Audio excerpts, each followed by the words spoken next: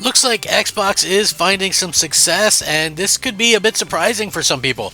I personally look at this and I go, hey, you know what? This is really good news, and maybe things are going to start to turn around for Xbox before we know it. And listen, anything can happen. I'm not saying that Xbox is going to suddenly, overtake PlayStation, or that people are going to, suddenly start loving Xbox, because I seriously doubt that happens. But what I will say is that we are seeing some things happen with Xbox that are, I think, making at least people have a little bit more respect for the brand, and maybe saying some good things about it, some positive things about it. Listen, Indiana Jones helped get more respect for Xbox than any recent game that I can think of, right? And the reason why it was able to do this is because you had a game that came to fruition that wasn't a Microsoft game already. Like, we know that Forza Horizon games are going to be good, so Forza Horizon 5 being good was no surprise.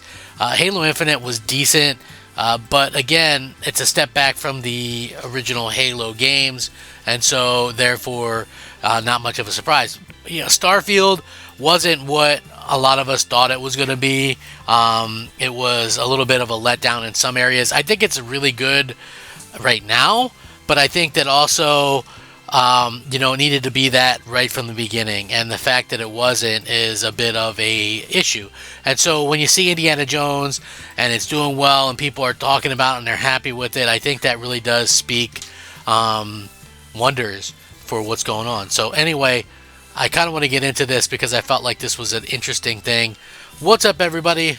Crap Gamer here, Crap Gamer Reviews, back with another video. Thank you so much for checking it out. Please like the video. It's pretty much all I ask for people that watch the videos, is just leave a like on them if you enjoy them. I do daily gaming content, at least one video a day, sometimes two, depending on what's going on. So, that's something to kind of keep in mind.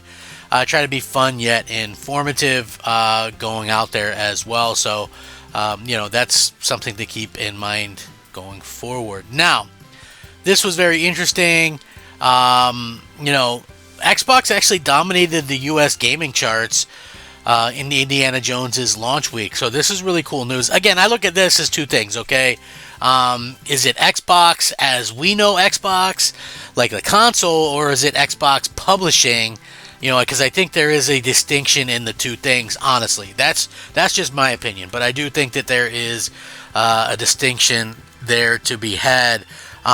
So if you've been wondering how well Indiana Jones performed in its launch week, there's some good news. It's been revealed that the game was the second for US dollar sales for the week ending December 14th. This is according to Circana NPD analyst Matt Piscatella, who revealed that Indiana Jones only trailed another Xbox title in the form of Call of Duty Black Ops 6 as the best-selling game for dollar sales of the week. Now, this is where the distinction kind of comes in, because I think, Xbox obviously isn't making the bulk end of Call of Duty sales. People that are playing Call of Duty on Xbox are likely doing so through the Game Pass. So obviously, that's a little bit of a different situation there. There's a couple of particularly interesting things about it.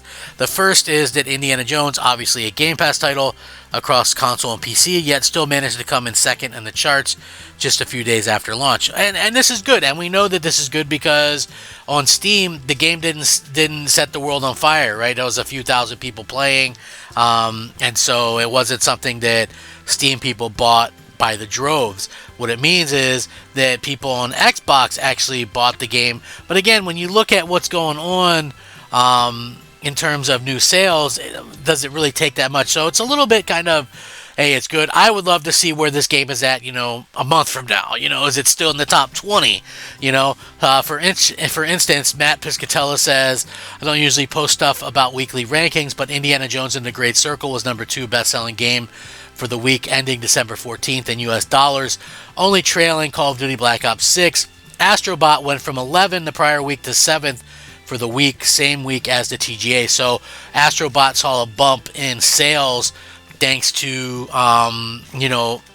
obviously the idea that they won Game of the Year. So, again, people are very much kind of looking at this game and going, hey, this game sold very well. It's something worthwhile, and so we bought it or whatever. You know what I mean? We're gonna, one game of the year or whatever, we're gonna buy it. So anyway, it is nice to see that Indiana Jones was able to kind of go out there and do that. I think it's a great game. I'm not finished with it yet. I'm kind of taking it a slow. Obviously, the holidays and things like that. And we'll see. We'll see what happens. Before too long, with like the future of this stuff. You know what I mean? So again, it could be interesting to see how this kind of works out for Microsoft. But the other interesting part about this is that the sales figures doesn't take early access release on December 6th into account, which means everyone who paid for the premium version isn't represented in these figures. There's no way of knowing right now, but assuming Indy might have finished in first place if all of its launches had taken place in the same week. Now, it really doesn't matter. The main takeaway is that Indiana Jones and the Great Circle got off to an impressive start in the US, and it's intriguing to see the results of the entire month in the near future. Again, I think obviously we know at this particular point that Game Pass does cannibalize sales of games, and at the same point in time, we're kind of looking at these things, and we can say, hey, there's still a way to be successful, and have people buy their games and things like that as well. So I hope that at the end of the day,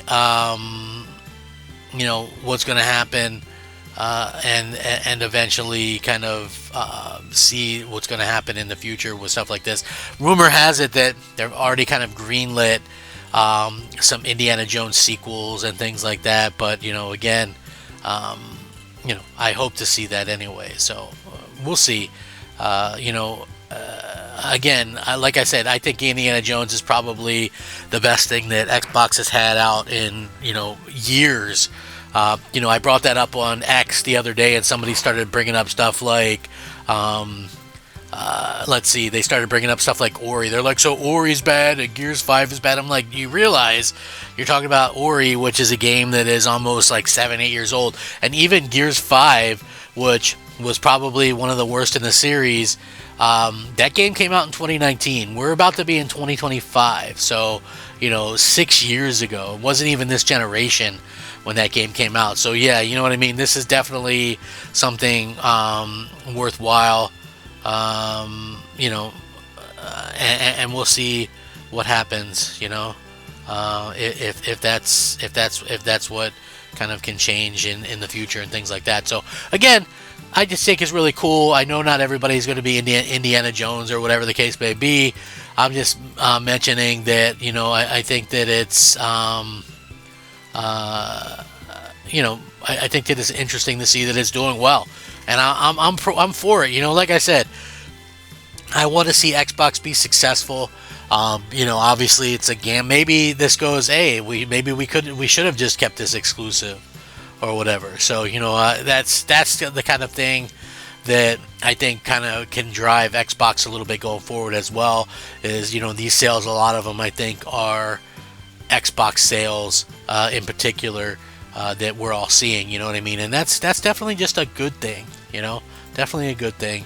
I hope that that's something that can keep people going in the future, keep Xbox going in the future. Like, I would love to see more Indiana Jones games. I think there's more to tell there, and it certainly is better than the newer movies. There's absolutely no doubt about that in my mind. We kind of see how things have changed over the years, and I think Indiana Jones is a really solid game, and I think seeing more of that would be great. I don't think you overdo it, but I think that you can just have a right amount of games in there. You know what I'm saying? Like, I think maybe Spider-Man was overdoing it. You did Spider-Man, then you did a remaster, and then you did Miles Morales, and then Spider-Man 2, and then you'll do a Spider-Man 3. Like, don't go all that crazy, but an Indiana Jones every 4 or 5 years probably wouldn't be like a terrible thing, especially if they're of the same quality and they can pull that off. So that's what the hope is for anyway. Let me know what you guys think, though. Are you guys happy to see this news? Sound off below. Thanks for watching. I hope you guys all have a happy holidays and a good new year, all that great stuff. Rack 'em up. Fact 'em up, Crap Gamer 'em up. I'll catch you next time. Thank you so much for watching. Crap Gamer out.